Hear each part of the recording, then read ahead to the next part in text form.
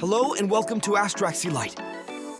In this video, we will be discussing how decluttering your space can lead to a better mood and provide you with daily organizing tips. We all know that clutter can create stress and anxiety, but by cleaning, organizing, and reducing the clutter, people are able to take control of their environment and improve their mental health. So, let's get started. Benefits of decluttering.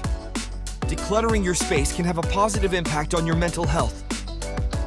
Here are some benefits of decluttering. Reduce stress and anxiety. Increase productivity. Improved mood. Sharpened focus. Here are some daily organizing tips.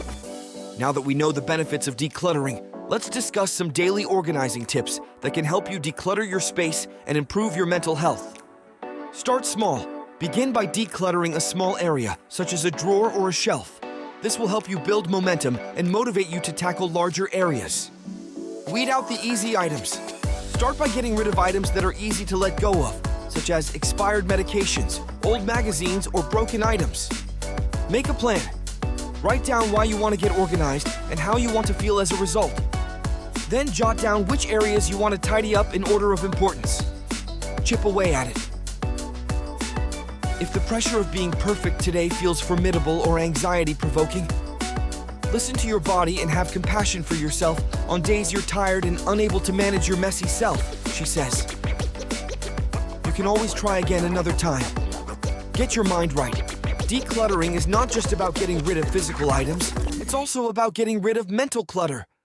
Take some time to reflect on what's important to you and what you want to achieve. In conclusion, decluttering your space can have a positive impact on your mental health and well-being.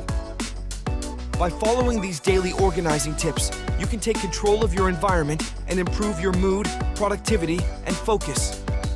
Remember to start small, make a plan, and be kind to yourself. Thank you for watching, and don't forget to subscribe to our channel for more tips and advice on how to become the best version of yourself.